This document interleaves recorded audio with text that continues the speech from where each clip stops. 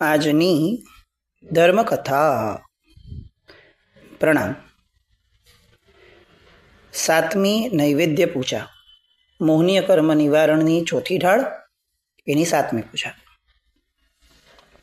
આ આખી જે પૂજા છે એને વેદ સાથે, 3 પ્રકારના જે વેદ છે એની સાથે સંલગ્ન કરી. આહારે વેદ ઉદય વધે, જેહથી બહુ જંજાળ, નિર્વેદી આગળ ઠવો, ભરી નૈવેદ્યનો થાળ. બહુ સરસ વાત કરી છે. વેદ, આપણે આની બધી સમજૂતી લીધી છે, પણ સામાન્યપણે સ્ત્રી વેદ, પુરુષ વેદ, નપુંસક વેદ, 3 પ્રકારના વેદ. વેદ એટલે બેસિકલી શું? તે તત્વો પ્રત્યેનો કામનો ભાવ, આકર્ષણનો ભાવ, રાગનો ભાવ. અને અહીંયા એમણે પહેલી જ લાઈનની અંદરમાં બહુ સરસ મૂકી દીધું, આહારે વેદ ઉદય વધે. આ વેદનો ઉદય શેના કારણે વધે છે? મને સ્ત્રી પ્રત્યે રાગ થઈ જાય છે, સ્ત્રીને પુરુષ પ્રત્યે રાગ થઈ જાય છે, તો એના કેટલાક કારણો હશે. એમાંનું એક બહુ મહત્વનું કારણ છે આહાર. આપણો આહાર જેવો છે ને એવા વિચાર આપણને આવે. આપણા આગળના પૂર્વભવના કર્મોના ઉદયના કારણે નિમિત્તો મળી જાય, અને પછી અંદરમાં રહેલી આપણી સમજણ, એ સમજણને જે વિકૃત પોષણ મળે છે, એના કારણે સમજણ વિકૃતિ તરફ જે જાય છે, એવા કેટલાક તત્વો જે કારણભૂત છે એમાંનો એક છે આહાર. અને આપણા બધાનો પણ અનુભવ હશે. જે દિવસે વધારે વાપર્યું હોય એ દિવસે આપણને પ્રમાદ શું છે. જે ક્ષણે બહુ રસવાળું વાપર્યું હોય એ ક્ષણે આપણને કેટલાક વિકારો પણ પ્રગટે. અને એટલે જ આપણે ત્યાં વિગયના ત્યાગને બહુ મોટો ધર્મ કીધો છે. તો આહારે વેદ ઉદય વધે, જેહતી બહુ જંજાળ, નિર્વેદી આગળ ઠવો, ભરી નૈવેદ્યના થાળ. હું આ અરિહંત પરમાત્માની નૈવેદ્ય ભક્તિ જે કરું છું એનું આગળની ઢાળોમાં એક કારણ હતું કે પ્રભુ અણહારી પદને પામ્યા છે, એટલે હું એમને આહાર ધરી અને હું પોતે અણહારી બનવા માટેની એક દિશામાં આગળ વધું છું. અહીંયા એક બીજો નહીં મૂક્યો. પ્રભુ પોતે નિર્વેદી છે, એમને કોઈ વેદ જ નથી. સ્ત્રી વેદ, પુરુષ વેદ, નપુંસક વેદ, કોઈ વેદ જ નથી. તો એવા નિર્વેદીની આગળ હું આહારનો થાળ ધરી અને એમની આગળ માંગુ છું કે પ્રભુ મારા વેદ જે છે 3 વેદ, એના આકર્ષણને, એના પ્રભાવને, એના ઉદયને મારાથી દૂર કર. એટલે નૈવેદ્ય પૂજા કરવાનો એક આશય અણહારી પદની પ્રાપ્તિનો જેમ હતો, એવી રીતે નિર્વેદી પદની પ્રાપ્તિનો પણ છે. અને આ સંકલ્પ, આ આશય પેલી 2 લાઈનમાં દુહાની અંદરમાં મૂકી અને ઢાળ શરૂ કરે છે. આ ઢાળની અંદરમાં સરસ વાત છે. વેદની વાત આવે ને એટલે આકર્ષણની વાત આવે. આકર્ષણની વાત આવે એટલે સંયોગ અને વિયોગની વાત આવે. અને સંયોગ અને વિયોગની વાત આવે એટલે કેટલીક કથાઓ પ્રોમિનન્ટલી આપણને યાદ આવે ને આવે જ. જેમાંની એક આપણે જોઈ હતી ઇલાચી કુમારની, એક જોઈ છે અષાઢાભૂતિજીની. તો આ બધી કથાઓ જે ઢાળ અંતર્ગત એમણે વણી હતી એ આ ઢાળ હવે શરૂ થઈ. અને ધ્રુવ પંક્તિ જુઓ, મળીને વિછળશો નહીં કોઈ અરે, મન માન્યા મોહનને, મળીને વિછળશો નહીં કોઈ. એકવાર જે મનને બહુ જ ગમી ગયા છે એવા તત્વને મળી અને કોઈ વિછળવું ન જોઈએ, એટલે કે કોઈને વિયોગ ન થવો જોઈએ. આ ધ્રુવ પંક્તિ ઉપર આખી ઢાળ લખી છે. અંદર કથાનકોના ઘણા બધા ભાગો આવી રીતે મૂક્યા, આવશે આગળ. પણ આ ધ્રુવ પંક્તિનો મૂળ આશય એ નથી કે પંડિત વીર વિજયજી મહારાજ સાહેબને વિયોગનો વિરોધ છે. એમને એવા સંયોગોનો વિરોધ છે કે જે સંયોગો અંતે વિયોગમાં પરિણમવા ના જ છે.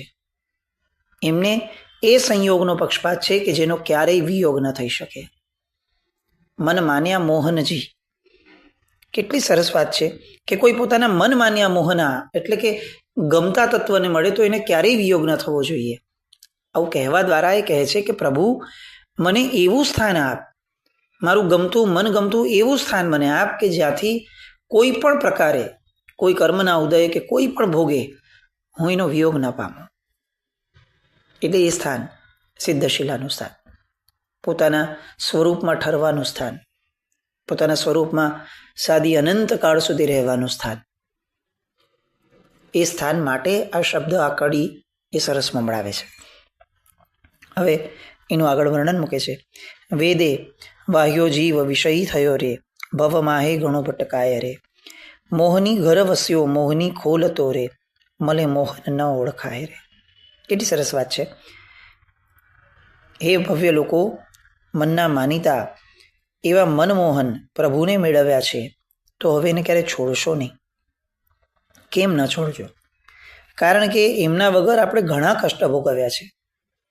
જુઓ, આ 3 વેદનો ભોગ જે બન્યો છે ને માણસ, એ દરેકે દરેક વ્યક્તિ વિષયના લોલુપ થયો.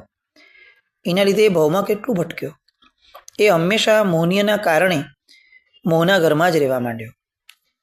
એને કદાચ આ મનમોહન પ્રભુ મળી પણ ગયા હોય તો પણ એમને ઓળખી ન શક્યો. કેમ? મળ્યા તો પણ ઓળખી ન શક્યો ના. કેમ? કારણ કે ત્યારે વેદનીયનો ઉદય હતો. એટલે આ વેદનીય મોહનીય કર્મએ શું કર્યું?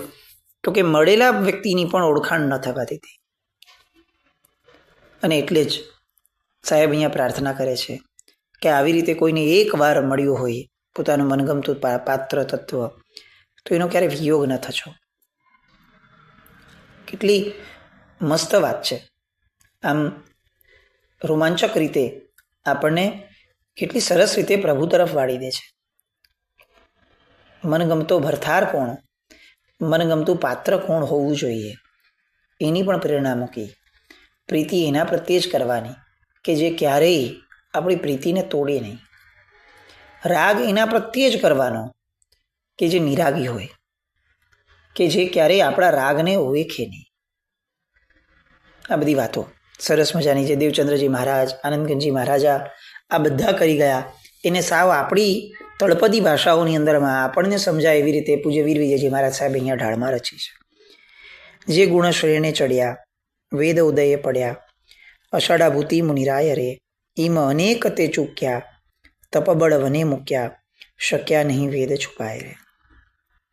કેટલા બધા આવા દ્રષ્ટાંતો એની વાત અહીંયા અષાઢાભૂતિ મુનિના દ્રષ્ટાંતના આલંબનથી કરે છે કે જે બધા ઊંચી ઊંચી ગુણ શ્રેણીએ ચડી ગયા હતા, ઉચ્ચ ગુણોના ધારક હતા, પણ એમનો વેદનો ઉદય થયો અને એ ગુણ સ્થાનકેથી, એ ગુણેથી, એ જે સ્થિતિને પામ્યા હતા એ બધી સ્થિતિએથી પોતે નીચે પતિત થયા પડ્યા. અને આવા બધા લોકો આટલા ઊંચા ગુણ સ્થાનકે પહોંચ્યા છતાં પોતાના વેદના ઉદયને દબાવી ન શક્યા. અને એના લીધે પોતે પોતાના ચારિત્રથી, અંદરના નૈશ્ચિક ચારિત્રથી અને અંતે બહારના વ્યવહાર ચારિત્રથી પણ ચૂકી જાય છે.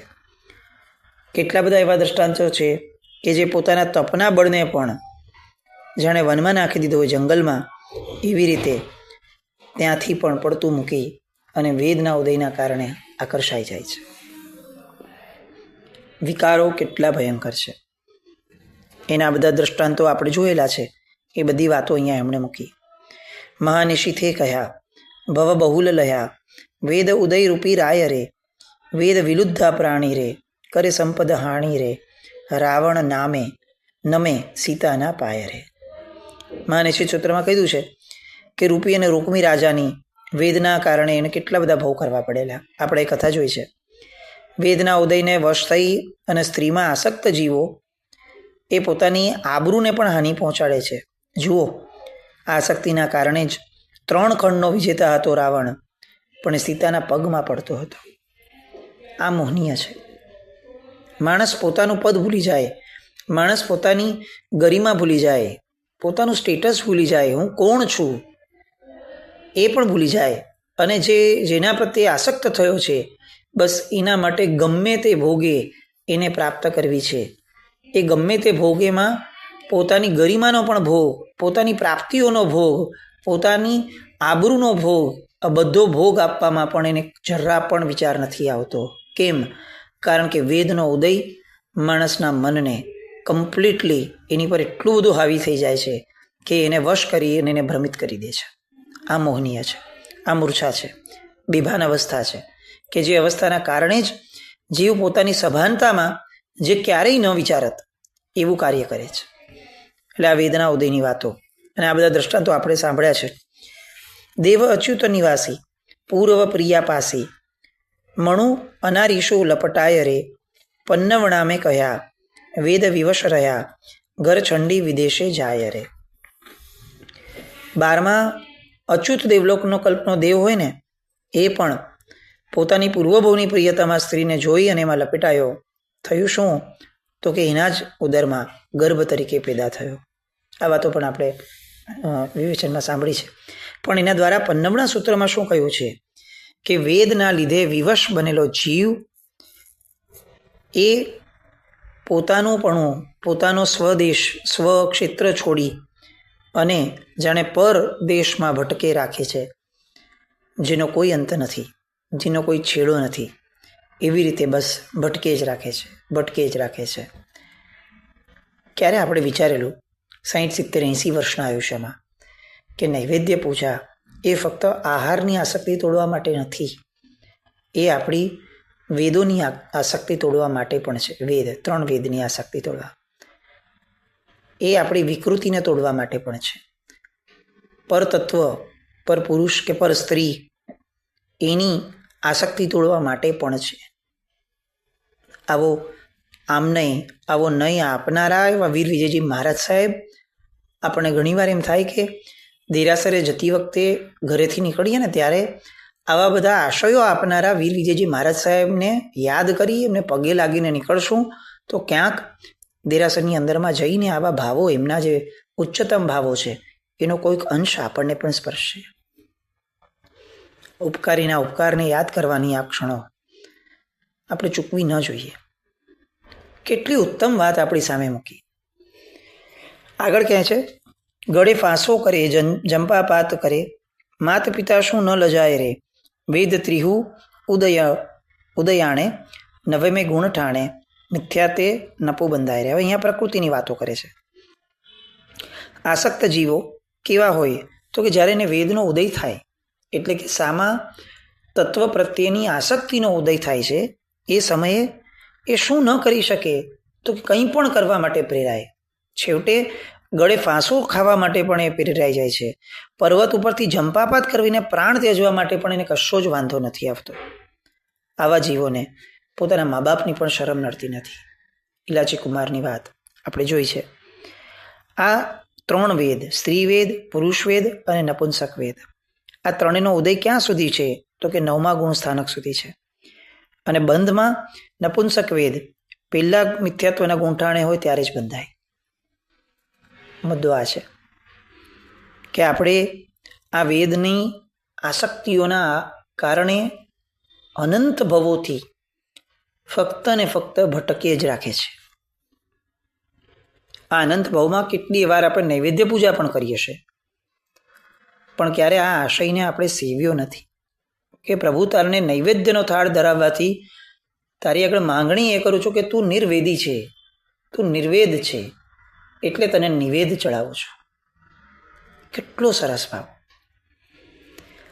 આગળ કહે છે, નવમ દુજા સુધી પુરુષ પ્રિયા બંધી હવે સત્તાથી છેદાય રે નર નપુંસક નારી નવમેથી હારી ષટ 3ને ચોથાને ભાય રે. પુરુષવેદ અને સ્ત્રીવેદ એ 9મા અને બીજા ગુંઠાણા સુધી બંધાય. પુરુષવેદ, નપુંસક વેદ અને સ્ત્રીવેદ એ ત્રણેયની સત્તા જે છે, એટલે કે અંદર જે પડ્યું હોય તે અનુક્રમે 9મા ગુંઠાણાના 6ઠા, 3જા અને 4થા ભાગે ટળી જાય છે. એટલે ઇન શોર્ટ, બહુ સામાન્ય શબ્દોમાં કહીએ તો કે આ 9મા ગુણ સ્થાનકે ટળે છે. એની વાત જે આગળ કહી હતી એને અહીંયા થોડી માઇન્યુટ ડિટેલમાં એમણે જણાવી. નરિત્વથી નપુ જોડી સાગર કોડા કોડી રે 10 15 20 કહાય રે વેદે જડ્યો નડ્યો સંસારી ઘડ્યો નિર્વેદી ચડ્યો નહીં છાય રે. બહુ સરસ વાત. પુરુષ વેદનો 10, સ્ત્રીવેદનો 15 અને નપુંસક વેદનો 20 કોડાકોડી સાગરોપમનો ઉત્કૃષ્ટ સ્થિતિબંધ હોય છે. આવા વેદથી ભરેલો એવો હું ભગવાન આ સંસારમાં ભટકતો રહ્યો છું અને આજ સુધી મને ક્યારેય નિર્વેદી એવા પ્રભુજીની છાયા સાંપડી નથી. કેવી વાત. એક બાજુ શાસ્ત્રકાર ભગવાન તો એમ કહે છે કે આપણે મેરુ જેટલા ઓઘા લીધા તો પ્રભુ તો મળ્યા જ હશે, પ્રભુ મળ્યા હશે તો આપણે આવી નૈવેદ્ય પૂજાઓ કરી જશે.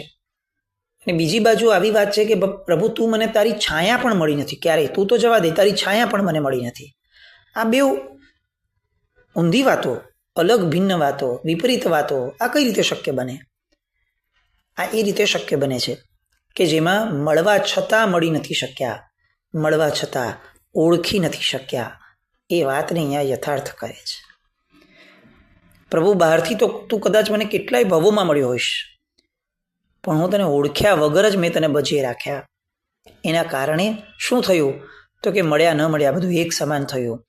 અને કદાચ હું એમ કહું કે તું મને મળ્યો જ નથી તો એ વાત પણ ખોટી ન સાબિત થઈ શકે. આપણો આ ભાવ એ આવી કેટેગરીમાં લઈ જવો છે કે નહીં, એનો નિર્ણય આપણે કરવો પડે. પ્રભુ મળ્યા તેમ છતાં ન મળ્યા, આ તો કેવી નાલેશી થશે. ક્યાંક આવતા ભવોમાં જઈએ દેવલોકના કે કોઈક ભવોમાં, અને કોઈ જ્ઞાનીઓ સાથે બેસ્યા હશું અને આપણે પૂછશું અથવા આપણને જ્ઞાન થશે ને આપણે જોશું કે ભાઈ મને પ્રભુ મળ્યા હતા, તેમ છતાં આ બહુ આખા બહુ દ્વારા 70-80 વર્ષના આયુષ્ય દ્વારા અમે મેળવીશું અને જો બહુ મોટું શૂન્ય દેખાય, કેવો અફસોસ થશે. મેં કંઈ ન મેળવ્યું, કેમ ન મેળવ્યું? અને ત્યારે ખબર પડશે કે પ્રભુને ઓળખવાનો જ પ્રયત્ન ન કર્યો, બસ એમને પૂજી રાખ્યા, લોલે લોલ બધું જ ચલાવી રાખ્યું. એમને તત્વથી જાણવાનો, એમના તત્વને સમજવાનો અને એ તત્વ દ્વારા તત્વ નિર્ણય કરવાનો, જે આ 3 કામ માટે જે મને મનુષ્ય ભાવ મળ્યો હતો, એ મનુષ્ય ભાવમાં મેં એ જ કામો ન કર્યા, બાકી બધા જ કામો કર્યા. મેં ધર્મ પણ કર્યો, પણ આ રીતે ન કર્યો. આવું કંઈક દુઃખ લઈ અને ભવાંતરની અંદરમાં આપણે ન જવું પડે તો હજી આપણી આગળ કેટલોક સમય તો છે. છેલ્લી ઘડીમાં સાહેબ કહે છે કે અબતું સ્વામી મળ્યો, નર ભવજ ફળ્યો, નૈવેદ્ય પૂજા ફળદાય રે, શ્રી શુભ વીર હજુરે, રહ્યો આનંદપુરે, ભવ વેદન વિસરી જાય રે. બસ આ ભવની અંદરમાં ભગવાન હવે હું સંકલ્પ કરું છું કે તું મને સ્વામી તરીકે મળી ગયો છે. તું મળ્યો તો છે જ, તો આની પહેલાંના ભવોમાં ઘણી વાર મળ્યો છે, પણ હવે તું મળ્યા પછી મને સફળ થાય એવી રીતે મળ, એવી રીતે મારે તને મળવું છે. આ આખો સંકલ્પ રજૂ કરે છે. અને છેલ્લે કેમ છે કે મને લાગે છે કે પ્રભુ આ નૈવેદ્ય પૂજાનું ફળ જ આ છે. અથવા બીજા પરિપ્રેક્ષમાં નૈવેદ્ય પૂજા કરો તો આવું ફળ મળી શકે. નિર્વેદની પૂજા એ નૈવેદ્ય પૂજા ફળદાય રે. અને છેલ્લી 2 લાઈનમાં કહે છે કે હવે શ્રી શુભ એવા વીર પ્રભુ આપના પ્રાપ્તિના આનંદમાં છલકાતો એવો હું હવે એવું કહું છું કે પ્રભુ મારું ભવ વેદન વિસરી જાય રે. હવે તું મને મળ્યો, મારાથી ક્યારેય દૂર ન થતો. એ ઇલાચી કુમાર હતો કે જેને પોતાની પ્રિયતમાને મળવા માટે પોતાનું સર્વસ્વ દાવ પર લગાડી દીધું. એ અષાઢાભૂતિજી હતા કે જેને વેદનો ઉદય થયો અને 2 સન્નારીઓ, 2 સ્ત્રીઓ એની પાછળ પોતાનું ચારિત્ર મૂકીને નીકળી ગયેલા. એને પોતાના ગુણઠાણાનો વિયોગ થયો હતો. પ્રભુ મને તું મળ્યો છે, મારો મનગમતો તું મને મળ્યો છે, હવે ક્યારેય મને તારો વિયોગ ન થાય એવા ભાવ અને એનાથી આગળ વધીને એવી વિચારધારા મારી કર. આપણે હંમેશા છે ને આવી પ્રાર્થનાઓ કરવામાં બહુ શુરા હોય છે, કારણ કે આ અંતે ટેકનિકલી તો શબ્દોની રમત છે. કોઈ આમ બહુ સારી શબ્દોની વાતો કરતું હોય તો આપણને એમ લાગે કે મને બહુ સારા ભાવ આવ્યા હતા. ભાવ કેવી રીતે આવ્યા હતા? આ તો વિચાર હતો કે નહીં એ પણ પ્રશ્ન છે. ભાવ તો એ છે કે જે અંદરમાં સ્થિર થાય, ઠરીઠામ થાય, અને એવા ઠરીઠામ થાય કે એના વગર ચાલે નહીં. આ કક્ષા તો આવી જ નથી, અને તેમ છતાં હું ડોળ કરું છું કે મને ભાવ આવ્યા હતા. ભગવાન અહીંયા મને આ સ્પષ્ટતા અને વિધક સ્પષ્ટતા મને આપ કે મને કોઈ પણ પ્રકારે આ મારું ભવ વેદન વિસરી જાય. આવી પ્રાર્થનાની શબ્દોની રમત નથી જોઈતી. મને આ શબ્દો મારામાં ચરિતાર્થ થાય એ જોઈએ છે. બહુ વાતો કરી, બહુ સાંભળ્યું, બહુ સારી સારી વસ્તુઓની અનુમોદના કરી, બહુ બધું બોલ્યું તારી સામે, પણ એ ફક્ત વાચિક અને કાયિક સ્તર ઉપર જ રહ્યું. એમાંનું એક પણ વસ્તુ ક્યાંય પણ મારા મનના, મારા ચિત્તના અને મારા અધ્યવસાયના પરિણામમાં ઘૂસ્યું જ નહીં. તો આવું બોલેલું તો વ્યર્થ છે, એ ક્યાં સફળ છે? અને નૈવેદ્ય પૂજા તો પ્રભુ હું સફળતા માટે કરું છું. તો મને એવી સફળતા આપ કે જેના કારણે મારામાં પરિણમન થાય. આ આવડો વરસાદ જે તારો પડી રહ્યો છે તારી કૃપાનો, એ મારા બહારના સ્તરની, મારી ભીતરની માટીની અંદરમાં ઉતરે, ભીનાશ મને અડે. આવું કંઈક મને આપ. આ મારી નૈવેદ્ય પૂજા થાય. આવું કહી અને છેલ્લે કાવ્યની અંદરમાં એમ કહે છે કે આપણને પ્રેરણા કરે છે કે હે શુભમતિવંત ભવ્ય આત્મા, મને અણહારી પદ મળો એવી વિચારણા અને ભાવનાપૂર્વક ઉત્તમ પાત્રમાં ઉત્તમ ભોજનના પદાર્થો એટલે કે નૈવેદ્ય ભરીને પ્રતિદિન ભાવપૂર્વક અને વિધિપૂર્વક તમે જીન મંદિરમાં પ્રભુને ધરજો. ઉત્તમ પાત્રમાં અને ઉત્તમ ભોજનના પદાર્થો. આ વાતને ફરી એકવાર વિચારવાની. પ્લાસ્ટિકની અંદરમાં લઈ જઈએ અને ધરીએ. અહીંયા બે શબ્દો બહુ જ પ્રોમિનન્ટલી લખ્યા. શું? તો કે ઉત્તમ પાત્રમાં અને ઉત્તમ ભોજનના પદાર્થો. રુચિરભો અને જનસંચિત ભોજનમ, બે. આ બંને વાતો લખી છે. એટલે જેની અંદરમાં મૂકીએ છીએ, સંચિત કરીએ છીએ તે પણ પાત્ર ઉત્તમ, અને જેમને ધરીએ છીએ અને જે ધરીએ છીએ, આ ત્રણ ઉત્તમતાનો સંયોગ થાય એ નૈવેદ્ય પૂજા છે. આવી વાતો. અને છેલ્લે આ વેદની જે છેલ્લે લક્ષ્યાંક પૂર્તિની વાત કરે છે એ બધા માટે આવતીકાલે ફરીથી મળીએ. જીના કંઈ પણ બોલાયું હોય તો મિચ્છામિ દુક્કડમ. જૈનમ જયતિ શાસન.